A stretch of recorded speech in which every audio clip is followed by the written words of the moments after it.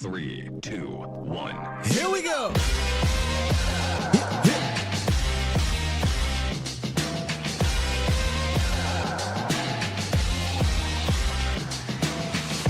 Good morning, good people. Welcome to A to Z Sports Live. We are streaming live on YouTube, and of course, I am your host, Will Skywalker Steel. Boom! You see her. You see her. We got the one, the only, Iisha Morrison joining us of DallasCowboys.com. And look, we jump straight into it because the devil tried to keep us down, This morning? The technology devil tried to keep us down, but we good to go, man. I'm glad to have you for the first time on camera talking some ball with me. Yep. I'm here. I am present. I'm here. And ready to talk some football with my friend, man. Let's go. I appreciate it. Getting up early in the morning is no easy feat to jump on this show when I'm throwing all this energy at you, getting all crazy, and you still trying to get the crusties out your eye. But we got Cowboys football to talk about. Don't tell my business. We got You Cowboys too loud. football to talk about. And look, like I said, we got up against the time. We had a little technical issues, but I do want to first of all acknowledge the Bomb Squad this morning. Thank y'all for joining us and waking up as we get ready to talk about this Cowboys game. We're going to give y'all some takeaways from the preseason game on Saturday at what felt like midnight to 1 o'clock in the morning. It kept us up. You got to be a sicko, a wacko to be watching that. And guess what? We are. So we're going to give y'all some of our notes. A lot of offensive notes, to be honest with you, because I felt like there was a lot more to take away on that side of the ball, But before I get there, I just want to touch on this briefly. Hat tip to Jordan Phillips, who the Cowboys traded for, Thursday, Friday. And he's out there playing. He didn't even go to Oxnard. Straight on the plane, straight to Vegas, and he played 10 snaps. And the dude looks like he's going to be, a solid addition for the Cowboys. Yeah, I mean, clearly he's already been in an NFL camp, so when he comes in, he's already in shape for the most part. We already see that he's active, but you just immediately saw some of the penetration he's able to get and the motor from him. That's one thing I noticed from him on film is that he actually shows a lot of effort for a big guy when he's chasing the ball and stuff. I do think he's going to. They had him doing some 3-tech things. I know, we're looking for another nose. He can do nose things, but I think he's going to complicate things for offensive lines just a little bit because, typically with a nose, you expect you going to hold double teams, big dog. You not about to be doing nothing getting upfield. Right. But with him, when those people bring those double teams, they're going to have to make some decisions because this is a guy that can rush the passer. Yep. This is a guy that has some explosiveness, has some heavy hands, and can really affect, how the passer is comfortable. So for me, I'm thinking that this is going to be a good addition. I was happy about it from the start. I know I watched your show going in and looking at some film about him and kind of seeing what you're getting. You're like, okay, this guy can do some things. So I'm glad that you acknowledged that he just got off of a plane and decided to play football. That's impressive. You don't know the defense at all. And I said this to the viewers last week. By the way, I know sometimes when I have guests, my audio's a little lower. Please let me know if I need to turn it up. I said this to the viewers. For years, at least his 2 stints in Buffalo, he was asked to play upfield like a Dan Quinn. All right, Dan Quinn defense, their attacking defensive line. Same thing with the head coach over there, McDermott. Sean McDermott wants an attacking 4-3 defense. And, again, step off the plane, not, know this defense where they're asking you to do something completely different. They want you to take on blocks. They want you to stay square, free the linebackers, right? But one thing he can do when they do say go get the quarterback, he can do that. He's shown that his whole career with 24 sacks. So I want to give a hat tip to Jordan Phillips. That was kind of you. How nice. He's so sweet. I had to give a hat tip to that gentleman. You got to be saying gentleman now. Listen, hey. We speak to people. Got some lingo.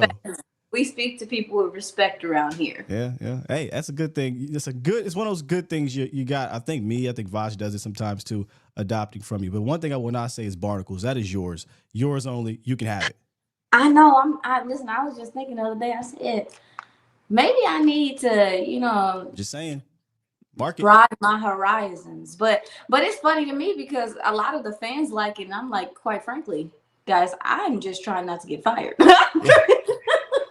I'm literally just trying not to be cussing at her. You know what I'm saying? So, Well, whatever I gotta do. if you slip up here, you're good to go. Yeah. All right.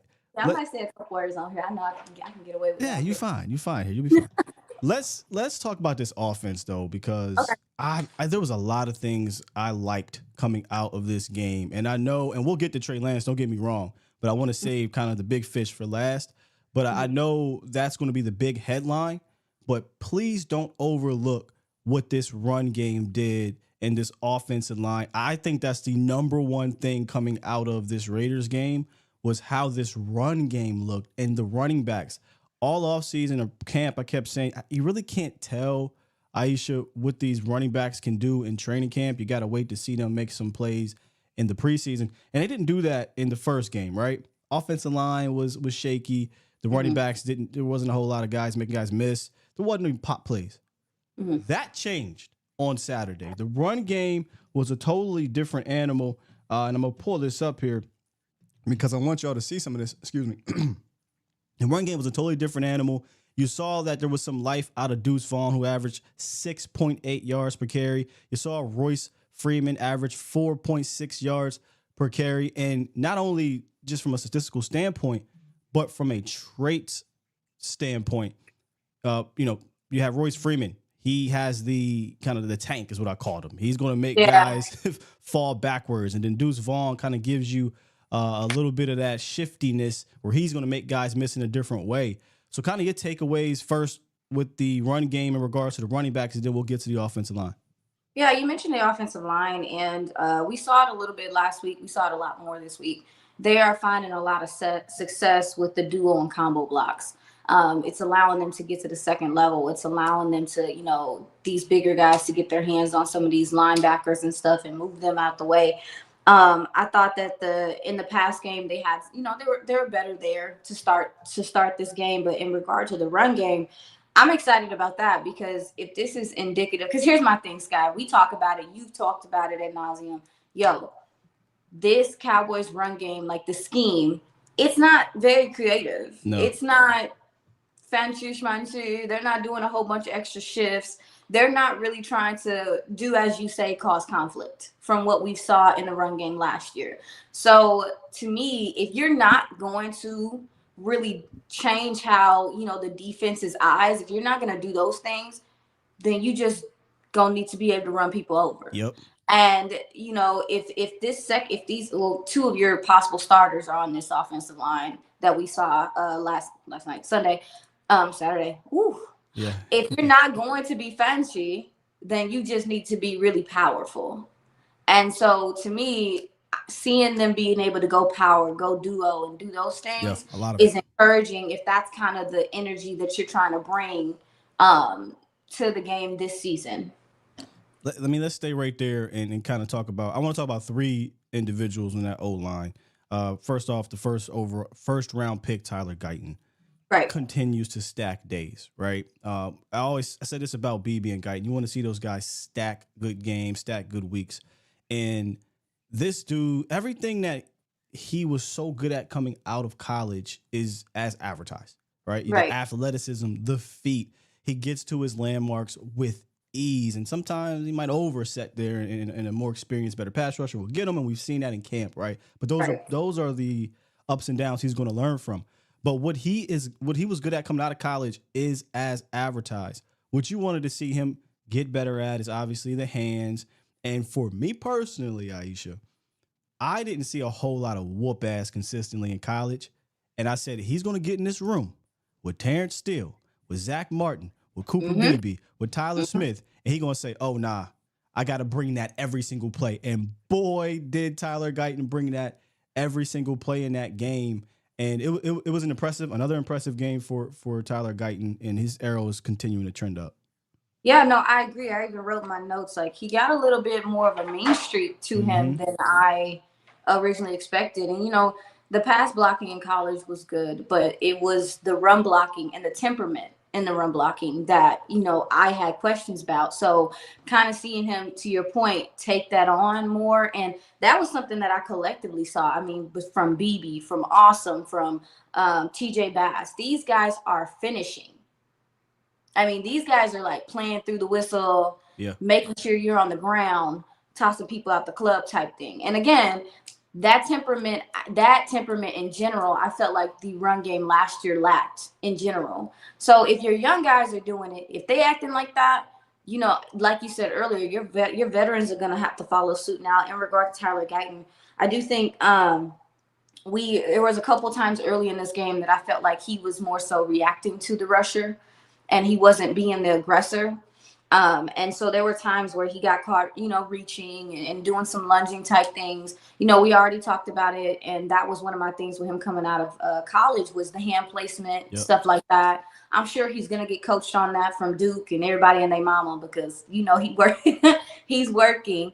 But to your point, the feet, the ability to get out in space, all those things are, stuff we're looking for from him. And then in regard to the pass game, the recovery is just through the roof. Yeah. Like some guys just got it like that. And there are times in rep where it looks like he's lost his rep. It looks like he's dead in the water.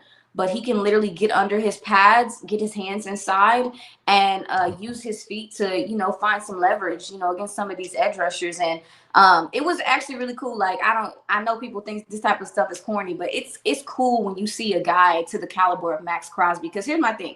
I think Max Crosby gets respect, but because he plays for the Raiders, we don't hear about him a whole bunch. Like, I think people don't talk about him enough. He's in the elite echelon. Edge rusher. Yes, he is. But because, the Raiders are not something that people talk about on the national stage as frequently, I think he doesn't get the same attention as some of these premier edge rushers. Max Crosby is a dog. So seeing him kind of acknowledge during the game to Tyler Guyton, like, okay, big dog, like I see you, youngin, was encouraging because that's the biggest part of the game. We can say everything we want to say, but the respect amongst his peers is what really matters. He needed to get a good rep against somebody like that because week 1, Myles Garrett is going to be coming at him for about 65 points. And he's going to be ready. Yeah. He may not be like super perfect, but he's been up going against Micah, going against Tank, having to deal with someone like Max Crosby, having to deal with Jared Verse. Yeah, Jared. They battled in that one. Yeah. He's getting, I agree. He's getting looks at different types of rushers too, which I think is going to help him when you get to the Browns game week 1. You briefly brought up Awesome Richards. I feel like I want to feature him as well. I said there was 3 people to talk about here. I think he continues to scrap at guard. Even though me personally, Iisha, I think I want to see him get worked at tackle because I feel like he can solidify the swing, but he's put back-to-back solid games at the guard position. And while I still personally have, reservations about his strength, especially inside, you saw Tyree Wilson walk him a little bit, and Tyree he's a big defensive end, but he's a defensive end. But you see the positives, right? You see the tackle feet inside. He showed some good tape at the second level in college, and he's continuing to carry that over, I think, in the pros. And he had a few reps where you talk about recovering. He recovered well. So I think another plus day for Awesome Richards. I agree. Awesome was one of my biggest question marks coming into this season. We didn't get to see him at all really last year. And the thing was, you're looking at Chuma Edoga, and there were plenty of times last year with Chuma Edoga, respect to him, that we were just like, what's going on here? Like, why is this person out there? Awesome is a draft pick. And so all of us wanted to see more of him. We did not get the opportunity to see him at all last year. So then coming into this season, I really wanted to see how he improved and stuff. And I literally wrote down, like, Awesome Richards is stressing me out because he looks really strong at guard, but baby, we need another tackle. Yeah. I literally wrote that down. And I think putting him on the interior has allowed him to I think the game is just easier for him as far as, like, when you're playing tackle, you're on an island, and when he's on the interior, I feel like you talked about his power. that was something that I was worried about as well, because coming out of college, he's not a guy that's going to punch and knock you on your ass. He's not a guy that's going to punch and redirect you to a huge extent. So, but when you look at him in the interior, he wrestling in there, dog. Like, he's and scrapping. and he's always had the feet, like his feet sometimes can get a little clunky, but for the most part, I think he's had decent feet. And so they look cleaner at guard. He just looks cleaner as a player at guard. And you mentioned, some of the things he's doing in the run game. Yeah, he got a little mean streak to him too. These guys were finishing blocks. They were literally trying to make sure that guys were on the ground and just out the way. So I agree. I don't know. Listen, and I went on a tangent on Girls Talk, Boys Talk the other day because I know that Nathan Thomas is another guy, tackle, that they have been working at guard. And I had a tantrum. Sky, I'm sorry, because you're now, I understand, even with Awesome, right? It seems like he's more comfortable playing guard. Hey, bro, I feel you. We ain't got no tackle depth. You're scaring me. Like, and it just feels like they keep moving guys to the inside for comfort's sake. And maybe they are better there. But you're just completely neglecting the tackle spot, as though Matt Waletzko or Josh Ball are gentlemen that you think are capable of really going out there and playing NFL level games. Like, I don't believe that. I don't think that you believe that. Do you believe that? No. Okay, that's what I'm saying. So you moving all these tackles that you have to guard would literally suggest that you think that your tackles are fine. False. No. As the White Troop would say. False. I wonder if they're like, hey, if something were to happen, we'll break glass and we'll slide Tyler out there, but I don't want to do that, right? I mean, that's emergency. Right? That's emergency things, like, and that's fine. Like, whatever, you do what you got to do in season to survive, whatever. But that shouldn't be your plan, big dog. You got Nate Thomas, who is getting guard reps, which he may very well be on IR to keep it a bean. Because he's been out for a while, but let's just talk about the bodies in there. Nate Thomas, TJ Bass, Awesome Richards, and let's not forget, Brock Hoffman's not going anywhere. We're about to talk about him in a second. Brock Hoffman's not going anywhere, and he's a swing guy, so technically he can play guard. So you have all of these players that can play inside that you've been playing inside, and you're questionable on that tackle depth, which is strange because you worked Awesome at tackle and training camp practices, but then you get to the games and he's not playing a lot of tackle snaps. And maybe this is a situation where they say, you know what, we don't have Tyron Smith here anymore. We're not worried about him waking up, Tyler Guyton waking up with a backache, and we got to roll out Chuma Edoga, to play. So maybe they're just looking at it as like, we're younger on the edges in regards to Terrence is still not an old guy. I know he came off an injury, but he's still in the prime of his career. Tyler Guyton's a young guy. Maybe they just feel confident in the health of those tackles. But I'm always trying to prepare, so I don't know if this is the right preparation. But either way, Awesome Richards at guard has put together good tape, and I had to give him a shout out. No, I appreciate it. Awesome's a good dude. Yeah, I'm glad to see him improve. He also, too, in the offseason, put on a lot of size, and I think you're seeing some of that on the field. So shout out to him. Hey, I wanna now transition to my Skywalker spotlight, because watching, again, I talk about this with Broadus. Whenever I get to film, the first thing I love to do is go watch the trenches, mostly the offensive line first, and I go on the other side of the ball, and then I work my way back. And I got a feeling, man, there's not going to be a player I'm going to enjoy watching more this year on tape than one Cooper freaking Beebe. Oh, my goodness. Look, he is definitely the highlight of my Skywalker spotlight. And I said he showed dominating traits in that game. Like, right. When's the last time you heard us talk about a center being dominant? Don't worry, I'll wait. This dude is like a one-man wall on the interior, in my opinion. And one of my favorite things to watch Cooper Beebe do is when he's down blocking or he's like combo blocking in the run game, and he recognizes there's a free second-level defender trying to shoot the gap. Nah. He's firing. He's firing off of that double, that combo, and he becomes an absolute wall, right? And if you don't beat him to the spot, he's like Juggernaut. Seriously, you cannot. A linebacker's not putting Cooper on his ass, and he went up against Christian Wilkins, who is a Pro Bowl type defensive tackle. Okay, this is one of the best defensive tackles in the league, and John Jenkins, who is no slouch, a veteran, goes 330 plus pounds, big fella, and he absolutely neutralized those two gentlemen. Shouts out to Iisha. Neutralized them. I can't be more impressed. I think this thing is over. Cooper Beebe, seriously, it's over. He may have not had the experience. He may have not had the lead coming into it because Coach Solari loves Brock Hoffman. Dak Prescott might love Brock Hoffman, but once they put them pads on and got on the field, you cannot deny this man, and you cannot deny the juggernaut. That's what I'm calling him. That's actually, first of all, I literally just watched. First of all, I watched Deadpool and Wolverine, but I actually went through and watched like all the freaking Deadpool. So shout out to Juggernaut. That's a good character. My bad. And that's perfect. That's perfect though. Like that's a good nickname for him. Good for you. Oh, unless you're just talking about. Are you not talking about the comic? What comic? He's a. I think he's an X-Men person or like a Cooper villain. Is? No, Juggernaut. Oh yeah. That's what I'm talking about. I'm talking about. Oh, okay, Tater Tots. I had to make sure we was here. But not too high. You know, we both nerd out like that when it comes to MCU. With the Marvel sign right here. Yeah. Yo, you had me dying because you said your wrestling side came out. It's over. It is. It's over. It's a wrap. 1, 2, 3. Ring the bell. Ding, ding, ding.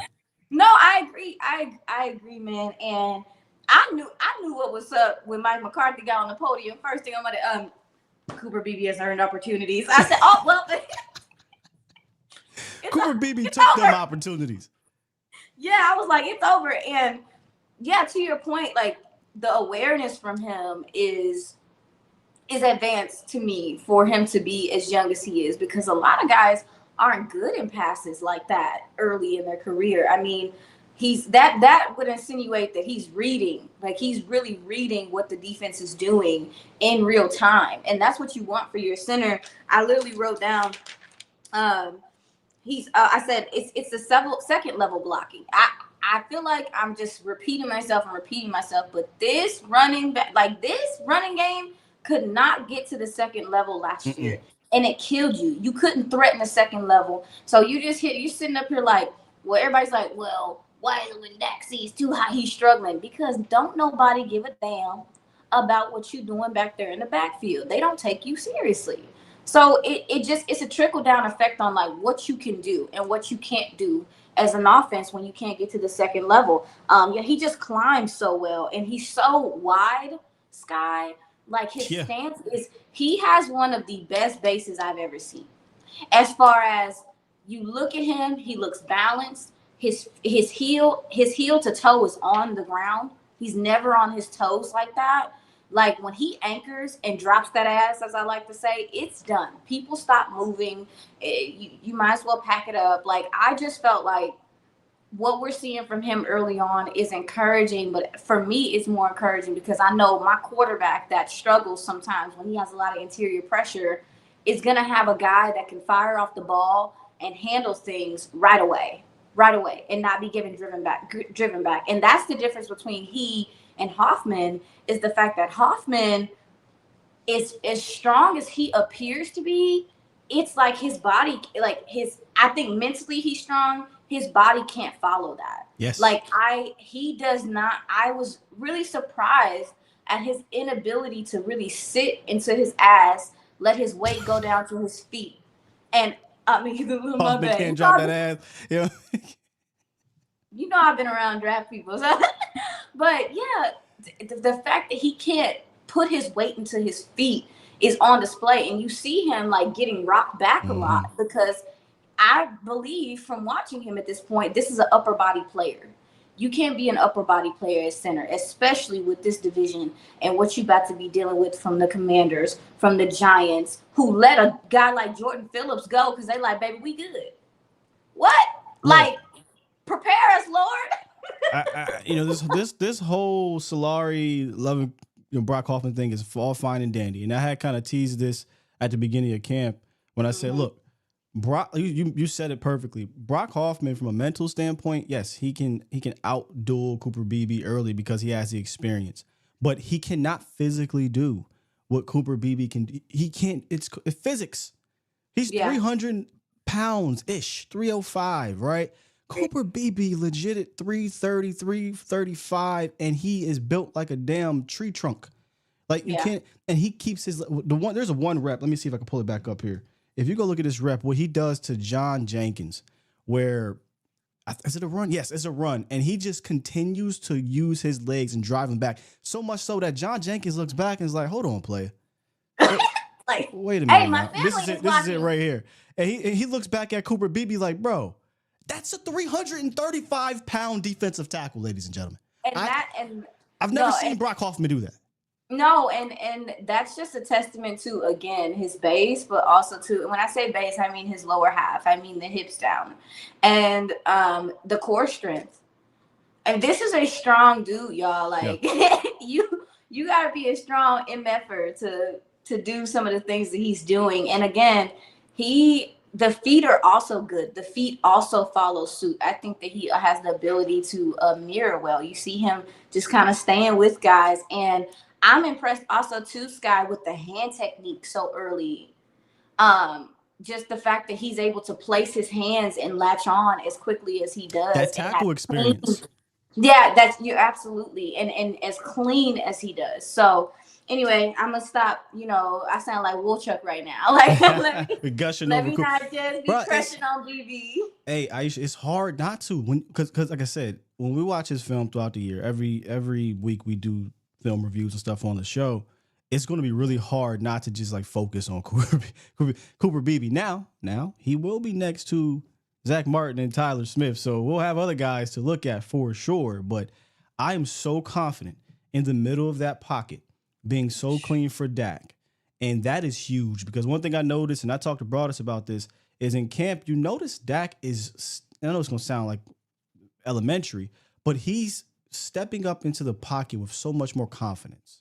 Yeah, he is stepping up with conviction and delivering the rock. And you might be like, well, that's what you're supposed to do. Yes, that's easier said than done when you got a center who doesn't give you that ability to step up like that. You kind of got to make plays now deeper in the pocket if you're waiting for plays to develop. If you need to step up, you can. You got to step to the side. And sometimes you got to just flat out, ad-lib as a quarterback. But can you imagine Tyler, Cooper, Zach, and how clean that pocket's going to be to now allow these routes to develop? Ooh-wee. Oh no, I agree. And then also to sprinkle in the run game, sprinkle in a Hunter Lipke. That feels like he's gotten better in run blocking as well. If you want to do some things there, I agree. I think that this offensive line should take a step forward because your interior is so strong. And like I said before, we're seeing a lot of teams build in general their defensive lines to be strong on the interior because with the newfound love for mobile quarterbacks, a lot of guys can evade the left or the right. They can deal with pressure coming from the edges. If they can't step up in the pocket though, that hurts. That's where the problem really comes. Like that's where the problems really come. And again, when you look at this team, you look at this quarterback, a lot of the pressure last year, I mean, you got some from the tackle, from the right tackle, because he was trying to get his life together. But you got a lot of it over there. He was trying to live that baby. Shout out to you, Terrence Steele. We appreciate you playing the whole season, even though you had to. So salute to you, cousin. Yeah, thank you. But yeah, I mean, that's where a lot of the pressure last year came from, and it's some of the only pressure that really bothers your quarterback. And really, Dak is very rhythm based. Like he's that guy. You talk about in basketball, these guys got to do the same routine when they shoot their free throws. That's him. So when the ball is snapped, he needs to be able to get into his drops. He needs to be able to set his feet. Like Dak has had to work super duper hard at his mechanics being clean.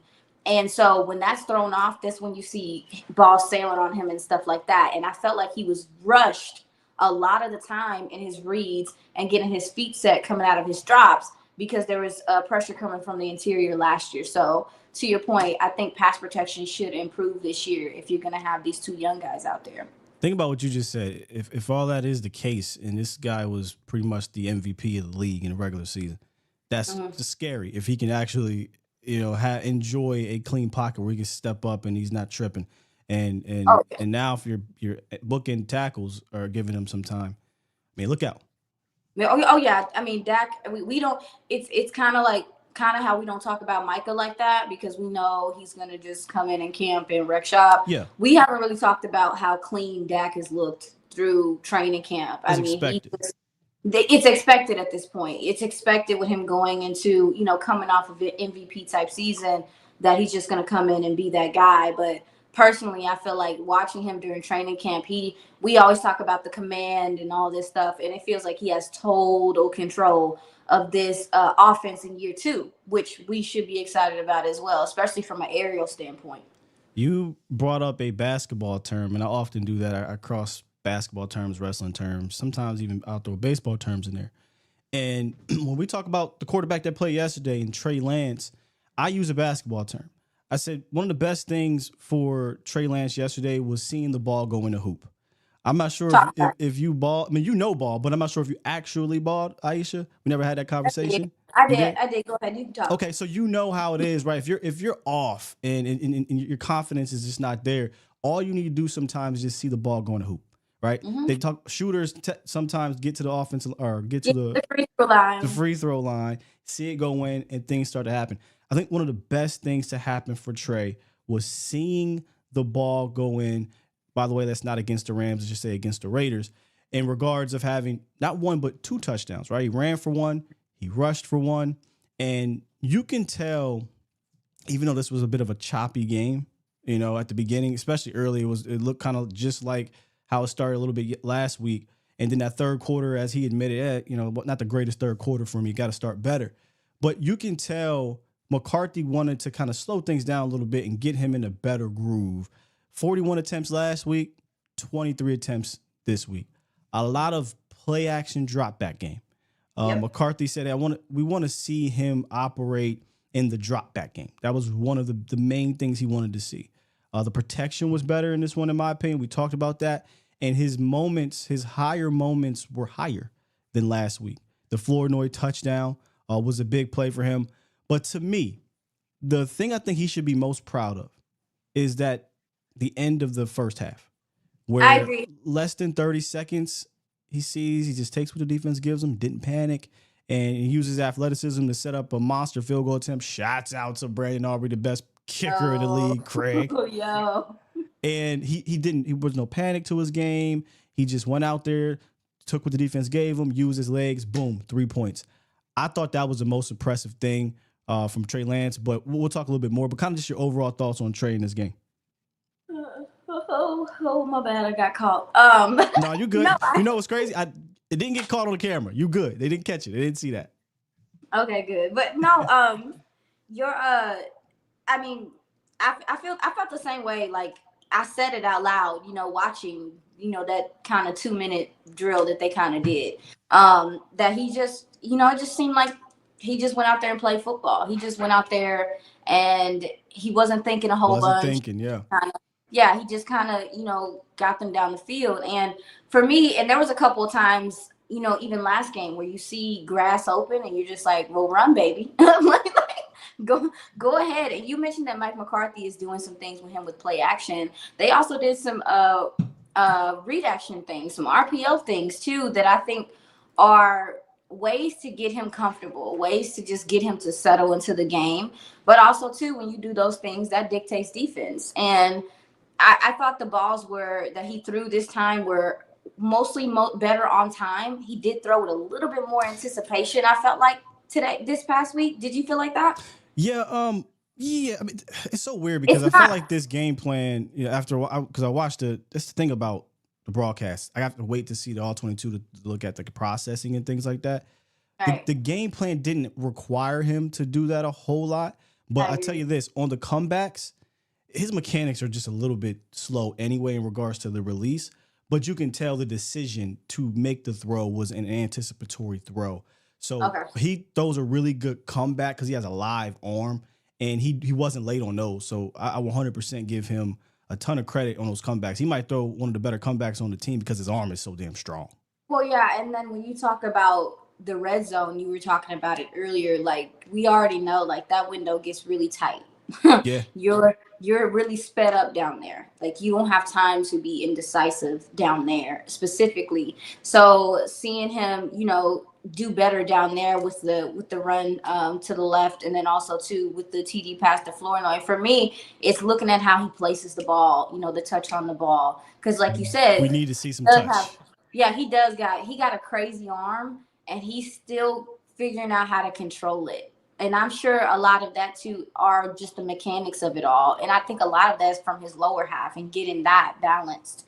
But yeah, I overall felt like it was a better game for him. And I think the more I said it from the start with him, is the more he plays, the better he's gonna look. And it's disappointing that you only have one more game where he's gonna be able to get a little bit more experience. But he needs the reps. I mean, I don't care if he's out there playing against the Walmart workers that say hi to you at the front door.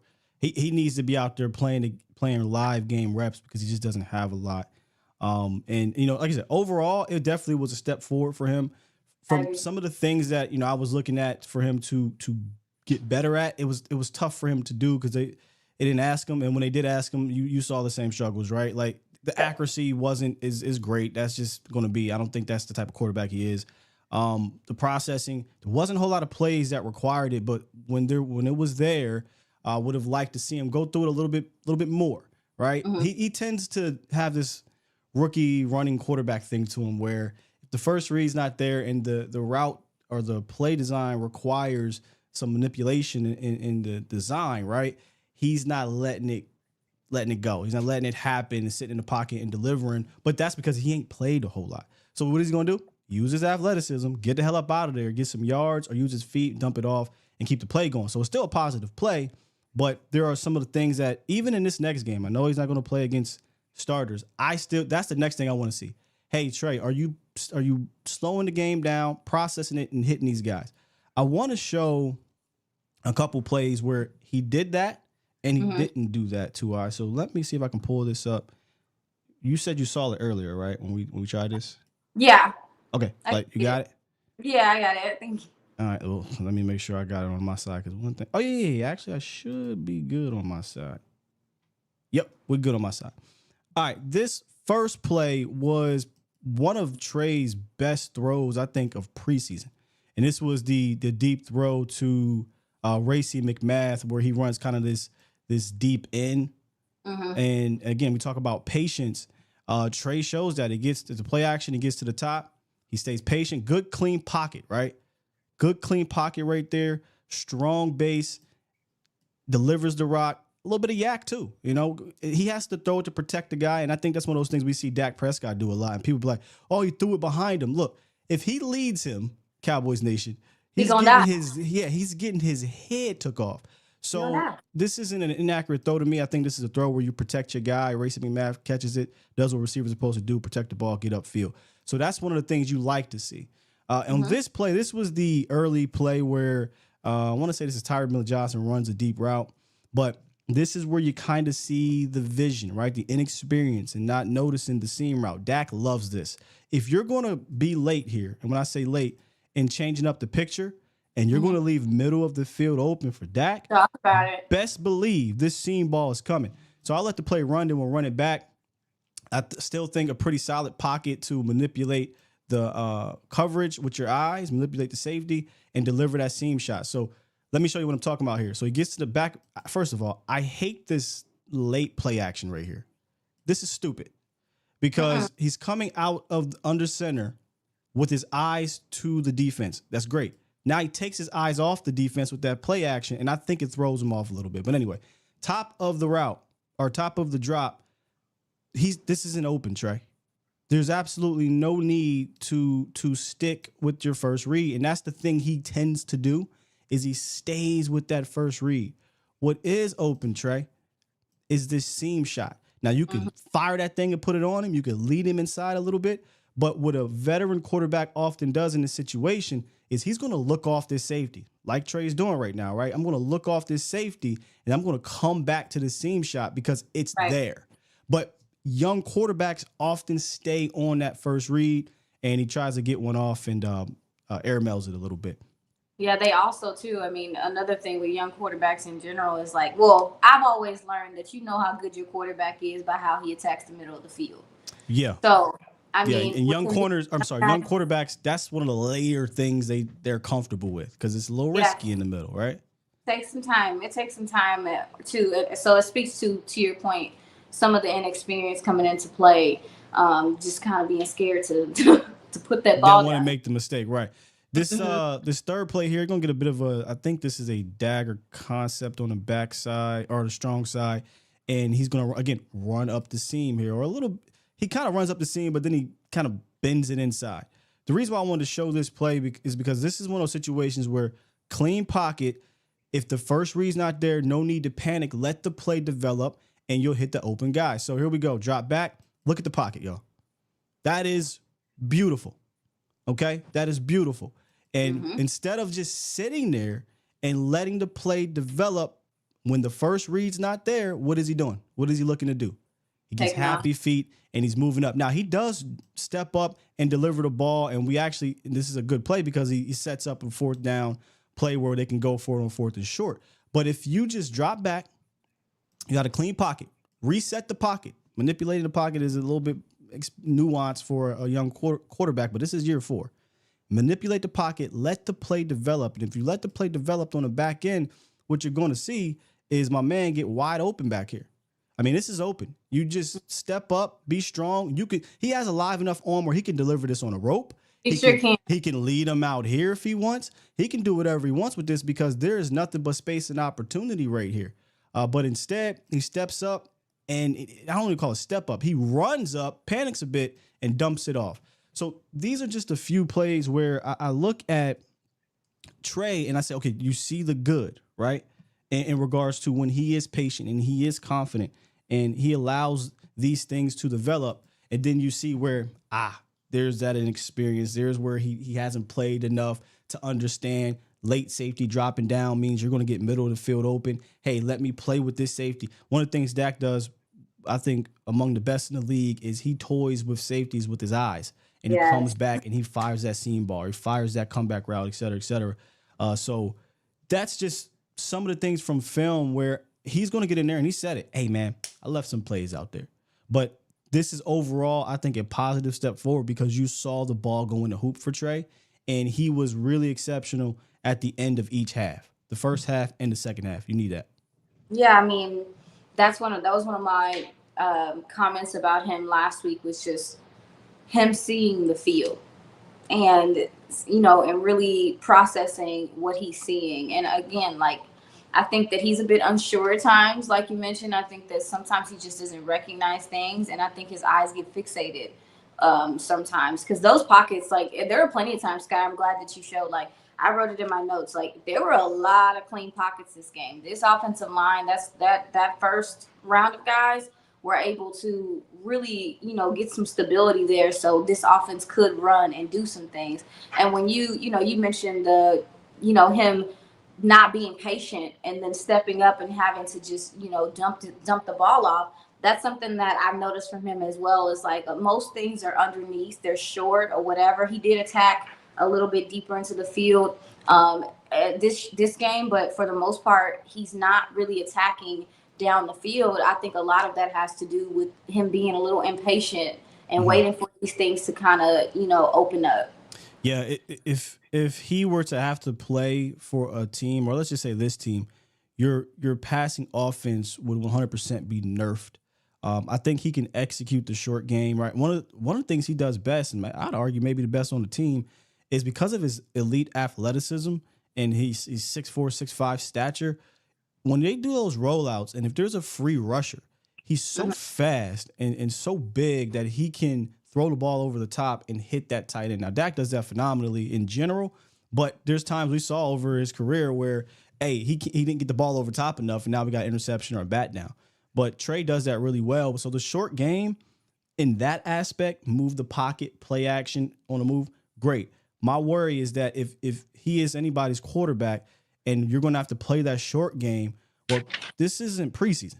Teams are going to game plan against you. Teams are going to play with you because you're not, manipulating them with your eyes. They're going to manipulate you. So when you think this quick slant is open, psych. When you think this hook is open, it's not. So that's the next step for Trey is, and again, I saw him rip it one time in this game in regards to that Tracy Racy McMath play. I want to see him let it develop, see it and rip it. Even if it's a PBU, even if it's a pick, we need to see that you're seeing the field better at depth, beyond 5 to 10 yards. That has to happen because if you can't do that consistently in this league, you can't be a starter. You just can't. Yeah, that was a conversation I think that we had. Not to this extent. I think Dak was a little bit more willing to, take the chances. But there was a time early in his career that we kind of felt the same way. Like, hey, big guy. Yeah, as a rookie, second year, by year 4 or 5, that's when he was already opening up. Yeah. Yeah, and it was a gradual thing for him to, throw guys open, throw in anticipation, seeing the field. So, yeah, I mean, again, it's unfortunate, even though this is just the way that things are, that Trey is it's microwave. You know what I'm saying? You don't have time to let that thing marinate and then put it in the oven for 4 hours or however long. He's in a place to where he has to show true immediately. This is a pivotal time to me for his career in general. And I'm glad that you mentioned earlier, the analogy to just seeing the ball go in the hoop. I feel like for a guy that hasn't played football, live reps as long as he has, I think this time, regardless of what happens with roster spots, regardless of where he goes, if he goes anywhere, he needs to show himself that he can play this game again because he hasn't done it in so long, and build his confidence for himself as well. I said this on Twitter, and it was like, this isn't Trey's fault, by the way. This is Jerry Jones' fault, but this is not the best place for him. It's the best place for his behind-the-scene development. Like McCarthy is going to work. People don't realize this. He had to learn how to take snaps under center. He had to learn how to drop back. You hear Shoddy. I don't know if y'all saw this, but you heard Shoddy say, yeah, he reverted back to some old footwork. We're still working, trying to get that down. Cowboys Nation, this isn't a guy you're going to throw in there and start, and you're going to be a Super Bowl contender. This is a guy that, unfortunately, has to likely be on a team a la Bryce Young, Zach Wilson, a bad team where he's allowed to make mistakes and not be great for a year or two because the team isn't. This ain't that spot. And unfortunately for him, if he does get thrown out there, let's just keep it a bean. Your aspirations of where you want to go, they take a significant hit. But for him personally, it'll be great because now he gets those reps. But he needs to be the franchise that will allow him, hey, we'll give you a year or 2 years to figure this thing out because we don't have Super Bowl aspirations for a while.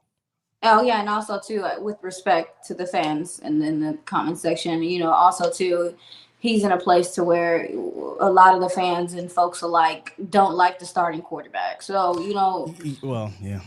Any excuse to I try my hardest not to fall for the craziness because there are a lot of fans out there that have already said he's better than Dak and he's the future and he's gonna do. It's like, look, you can just flat out say I don't like the quarterback and I'm looking for a replacement, but we gotta wait. We gotta let Trey develop. Just say that. No, it's a lot of pressure. It's a lot of pressure too because it's not even just within the fan base. It's also the national media. It's also on a grander scale. People. Anytime something like this happens, it started last year, even when he was traded here, is this the end for Dak Prescott? My guy, what are we looking at here? I don't even notice it nationally anymore. Once a year went by, but locally or within our fan base, it is loud. There's a loud minority that I said this last week. You can't make him be something he's not right now. And that's kind of what's happening. Is people are trying to will him into being ready. Let me tell you what's gonna happen. He get out there too high and he struggle. Oh, they gonna turn on him. So, oh my goodness, we've seen it. We've seen it. How many times have we seen it here in Dallas? They will turn on this man. If they turn on a 3-time All-Pro edge rusher, you think they're not going to turn on some 4th-round pick you gave up, 4th, 5th-year player who's still learning how to drop back and read defenses and things? Come on, man. They're going to tear him apart. So he needs to go somewhere where media ain't like this, fans ain't like this, and he can fail a little bit, and hopefully it fails up. Look at Baker Mayfield. You know what I mean? Yeah, I don't think a player like him that's in this stage that's really, I mean, you mentioned it, like he's learning to even just take the ball under center. I don't think that him being in a place like this with so much attention and just so much scrutiny and just so many bright lights is I don't think that it's good for someone like him. I don't think that either. I think that he could have been somewhere else that could kind of protect him a little better from, the outside noise. Well, but I'm off it. He's got this going for him. Everybody loves the backup here, right? Like that's always the case with the running backs, the quarterbacks. They love the backup.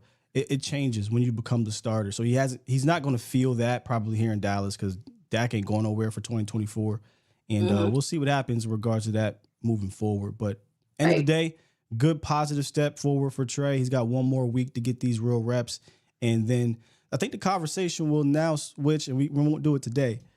Did he do enough in these 3 games to overtake Cooper Rush? And that's where we'll put a pin in it because I don't know yet. We got a ways to go. I don't know yet either. I mean, yeah, I don't know yet either. I think, like you said, it's trended in the right direction. I think he has some good practices this week, and then the preseason game, he comes out and maybe plays well. We can definitely talk about it.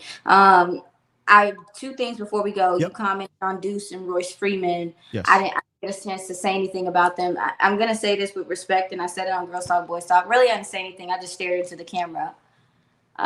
Nicole asks, how do we feel about the fact that Zeke isn't playing at all in preseason? And I just looked into the camera, and I'm going to do that right now with you. I'm just going to look in the camera. You can't see my face. Let me see. My face is blinking over here, but go ahead. Yeah, I don't have a lot to say. I'm trying to, let my body language speak for me. Wait a minute now. Oh, it's not too high. You about to start a whole new show. Listen, I'm not trying to piss nobody off. I'm just saying that this running back room should be a competition all the way around. And I'm just that. The only human that probably has just earned their spot, and their spot is Hunter Lipke because he's mixed special. But everybody else, I mean, the little bit that we saw from Royce Freeman, what are you seeing? Too high. That makes you think like I'm just like you mentioned, like he's a tank. This is a unit of a man. This is a big guy, but just seeing some of his burst and his power, and he has some lateral agility as well. Like we haven't seen pass pro from him, but other than that, like this guy looks more. And here's another thing, Sky, that I hadn't even really noticed because we haven't talked about it. When how many clips have you seen from Ezekiel Elliott? How much have you seen from him, even in these practices in general, that would insinuate, yeah, he good, he the starter, he whatever. And I just, I understand that Zeke is a veteran guy. I understand he's older. I understand they want to preserve him because the last couple of years with the Cowboys, he played with injuries. Like, I get it. However, what precedent are you setting to that room? This precedent. It's politics. What are you setting? And then with Deuce, what song are you playing? Is it politics as usual? Jay-Z. Oh Lord, don't get mad at me. Y'all rap fans, listen. I was a church baby growing up. I didn't get to listen to. Oh Lord. Lord.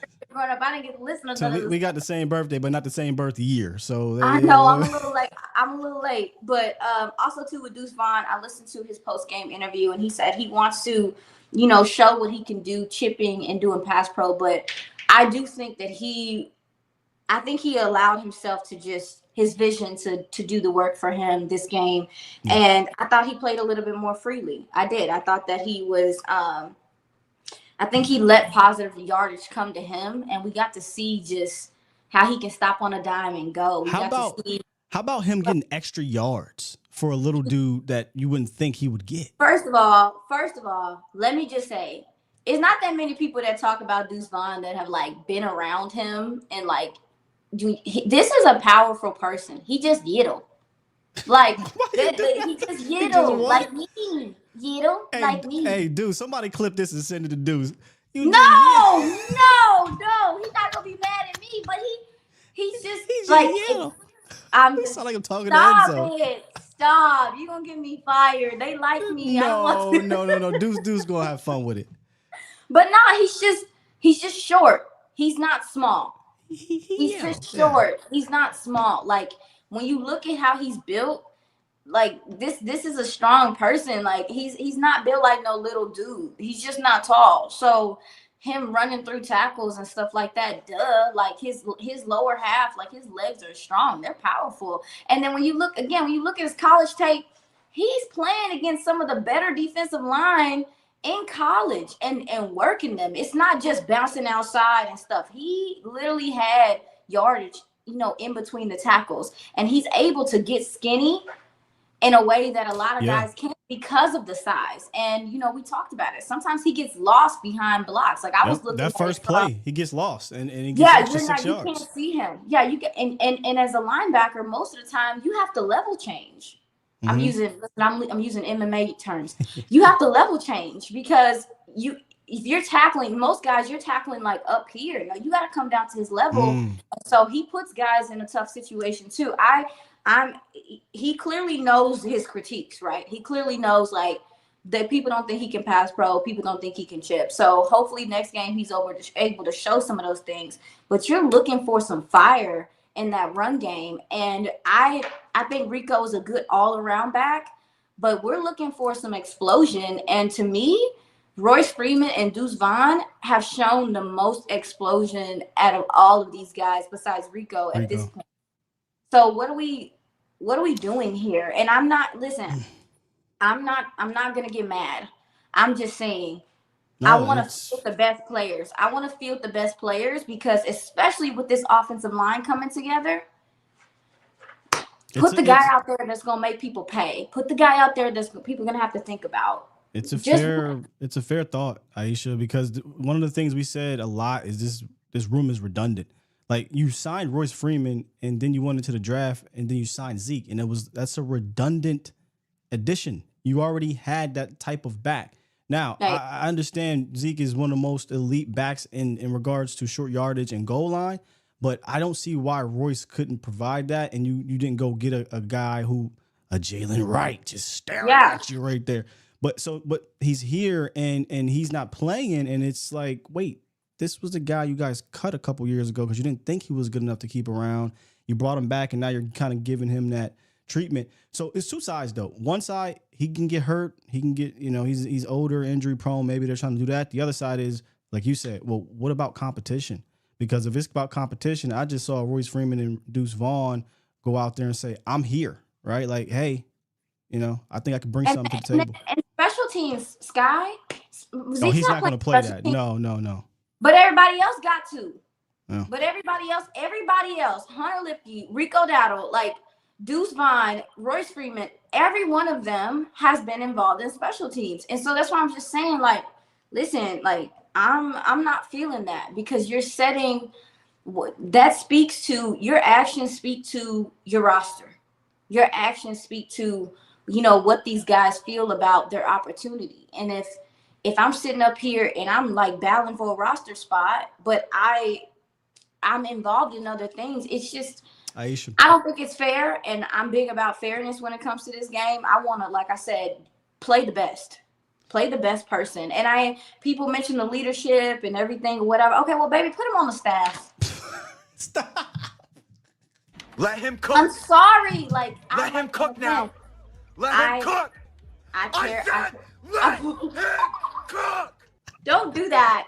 Like I care about Zeke, and I think having him here. I even said that it's nice to have him back. But when we're talking about this, I'm not playing Sky. You lost the playoff game. You have struggled in big games because you could not run the ball. And then You it don't want to makes talk your about playoffs quarterback. because when No, Zeke in the playoffs has not been. It's been since 2018 since he's put a good performance in the playoffs. So, but I think a lot of that has to do with him getting worn down. Look, you were here. You were here months ago on the phone where I said, "Hey, Iisha, I ain't ready to say it with my chest yet, but from the film I watched on Royce Freeman, I mean, the dude has power. He's got a little juice. He got wiggle. I think he's your best power back from that standpoint, like complete total package. Where Zeke is your more experienced power back. I think he has a nose for the ball or end zone like no other though. But again, you got a redundant backfield. And the conversation that a lot of fans are having, and like I said, we could turn this into another show, is how many backs are you going to carry now? Who gets the axe? Can you sneak somebody on the practice squad, et cetera, et cetera? I'm very curious of how they do it. I wonder if they're number one. I wonder if they're still shopping running back, which is possible to me. But I'm sorry, Iisha. I just saw a great nickname for you. What? Sister Sage. Oh my goodness. I'm screaming. That's my girl. Oh my God. Toxic, that's a great nickname because that's exactly what she was. She was just cooking like Sister Sage. Anyway, go ahead. That's my girl. But no, I wonder if they're still shopping running back. But listen, in regard to Zeke, so hear me out. So you telling me in closing, yeah. Oh, in the closing, in the close. So you telling me that everybody else gonna do the work, and then you gonna get him to the goal line? Oh, so he gonna get the tush push treatment? Oh no! What is going on here? It's not my business. I don't get paid enough for that. It's not my business. I love spicy Iisha. Oh my goodness. I'm not trying. I'm asking. I know I'm instigating. I'm instigating too. I'm instigating. Okay. Okay, don't, because I'm not trying to be a meanie pants. I'm trying to understand. This doesn't make sense to me. It doesn't make football sense to me. It don't make football sense to me. So anyway, I'm off it. Whatever they decide to do is fine with me. Your quarterback's gonna save you anyway until he can't in the playoffs, and I'm sick of that. I almost cussed. I'm sick of you getting into situations and your quarterback's throwing picks, and people like, well, why is he throwing picks in big games, baby? Because you can't run the ball. Come on. Baby, because you're literally not threatening running the ball. So this offense, like I'm looking at this offensive line, Scott. We just did a whole segment about this offensive line and how we put the right guys back there. Just let them navigate. But don't sit up here and try to feed me this like, oh, we have not even seen this guy. And I'm not saying that Zeke is bad. I don't know. Like I looked at his tape last year, whatever. But like right now, I see what I see in other guys. And I'm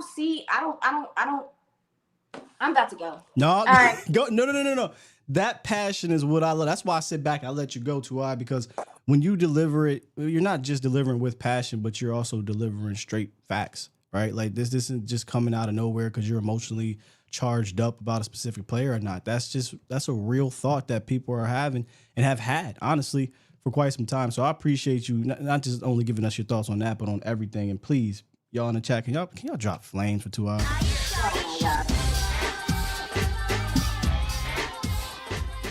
Look, this cannot be the end at all. I know you're going to be busy. Maybe I'll ask you that real quick when we get off of here with new projects coming up and whatnot. Yeah. But Eye in the Sky has to return, especially with I'm testing some things out. I got some other projects that we might do during the season, but I really want this to be a thing for us a few times out of the month because I think this could be special, man. Of course, twin. You know, we get together. It's like peanut butter and jelly. The strawberry, no, it's like strawberry. I like strawberry. I like the strawberry crustables, the peanut butter and strawberry crustables. So I knew he was.